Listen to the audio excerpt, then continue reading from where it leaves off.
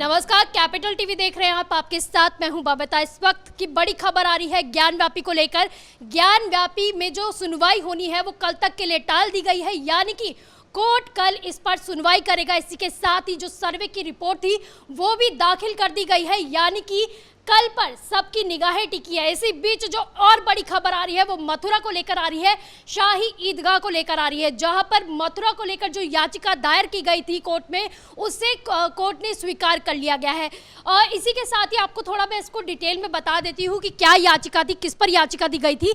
तो आपको बता दें कि ये जो याचिका दायर की गई है वो इसीलिए दायर की गई है क्योंकि हिंदू पक्ष के वकीलों का ये कहना है, हिंदू पक्ष का कहना है कि ये जो याचिका है, जो जहाँ पर नमाज अदा होती है ईदगाह में, वहां पर कृष्ण भगवान का गर्भगृह है, जहां पर उन्होंने याचिका में कहा है कि सीसीटीवी कैमरे की निगरानी में उसे रखा जाए ताकि सबूतों के साथ छेड़छाड़ ना हो सके। इसी के साथ ही उन्होंने ये भी मांग की है कि एएसआई से सर्वे की उन्होंने मांग की है ताकि सच सबके सामने आ सके।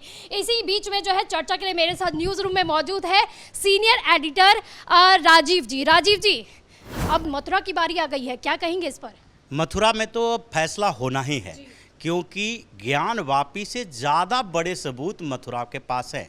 वहाँ पर याचिका सिर्फ वीडियोग्राफी और सर्वे का नहीं है। दो तरह की बातें मथुरा में होने वाली है। पहला, वो ज़मीन जो है जिस पर ईदगाह मस्जिद है, वो ज़मीन पर भी अवैध कब्जा करने की बात की गई है क्योंकि ये ज़मीन पंडित मदन मोहन मालवीय ने पहले ही रजिस्ट्री करवा दी थी। और ये पूरे जो मामला है वो दो तरह का हो गया। एक तो वहाँ पर हिंदू देवी देवताओं के, बेसिकली कृष्ण की बात है तो भगवान कृष्ण के कई सबूत वहाँ पर हैं। और दूसरी बात यह है कि वो ज़मीन किसकी है। अब ज़मीन अगर हिंदू पक्ष की है तो इसका मतलब है कि वो ज़मीन पर अवैध कब्जा किया गया है।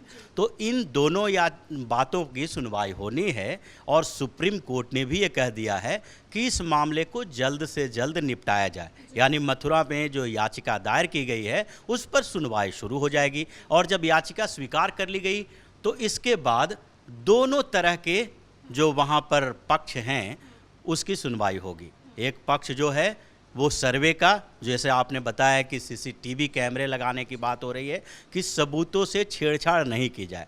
ये सबूतों से छेड़छाड़ की बात इसलिए उठी है क्योंकि कुछ दिन पहले ही जो ज्ञानवापी का मामला सामने आया और जब वहाँ शिवलिंग के अवतरित होने की बात सामने आई तो उसके बाद सोशल मीडिया से लेके दूसरे पक्ष ने उस पर एक नई थ्योरी गढ़ दी। फव्वारे की थ्योरी आई कि ये फव्वारा हो सकता है, जबकि वीडियो बनाया गया उसका सालों पहले का एक वीडियो है उसको वायरल किया गया। यानी पूरा परसेप्शन चेंज करने की कोशिश की गई। तो ये एक तरीके से सबूतों के साथ छेड़छाड़ का ही मामला है जो वो बताने की कोशिश कर रहे थे। हालांकि ये सारी थ्योरी खत्म हो गई है क्योंकि वहाँ पर कई ऐसे सबूत मिल चुके हैं कि वो फव्वारा था ही नहीं, वो शिवलिंग ही हैं। उनके कीमती बेशकीमती पत्थर से बने होने की बात भी सामने आ रही है। सारी बातें तो कुछ दिन में स्पष्ट हो जाएगी, लेकिन उसी तरह की बात मथुरा में आ रही है।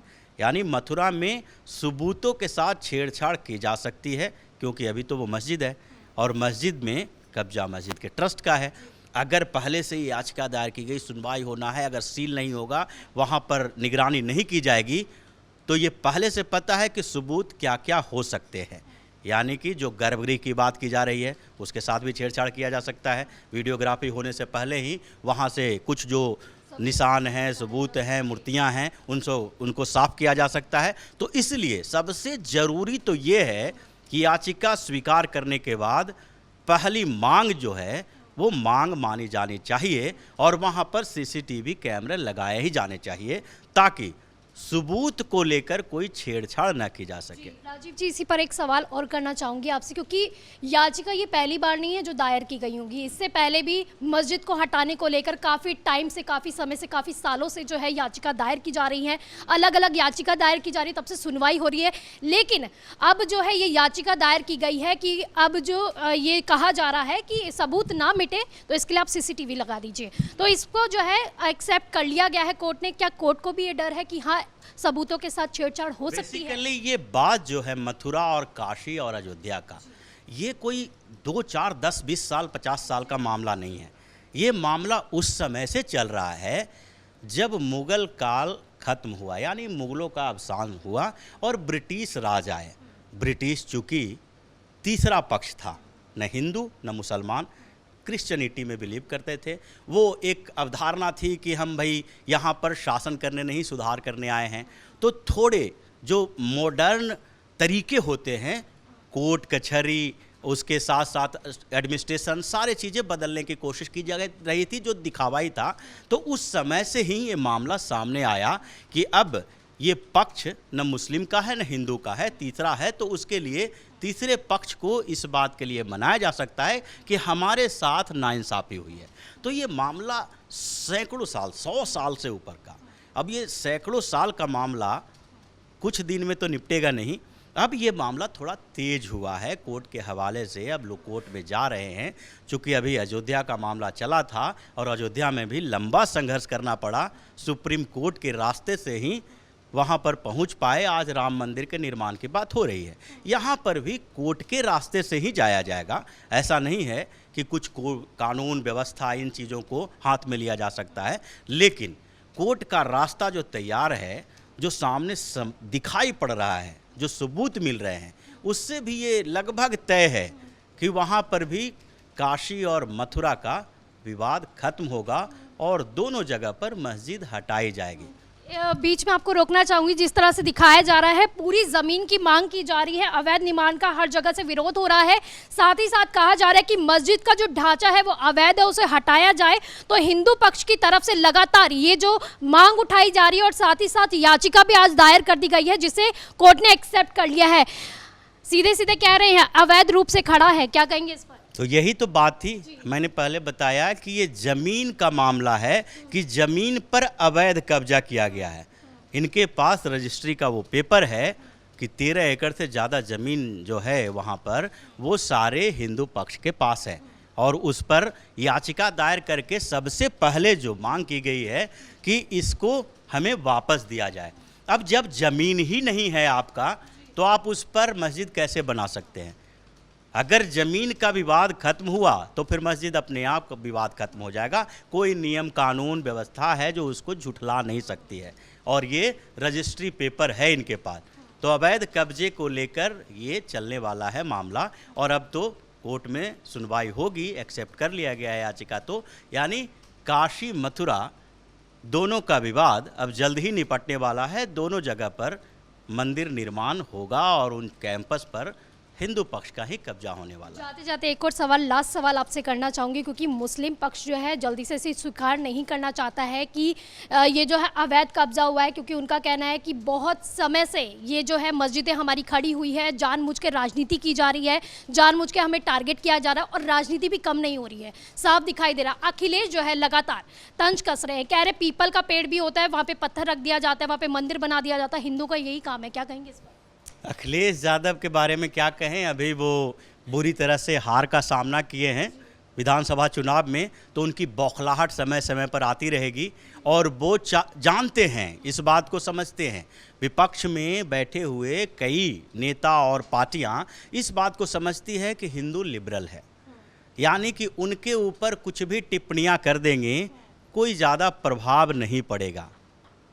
वो इस बात को, इस भ्रम में हैं अभी, जबकि उनको लगता है कि अगर दूसरे धर्म के बारे में एक शब्द बोल दें तो हंगामा खड़ा हो जाएगा।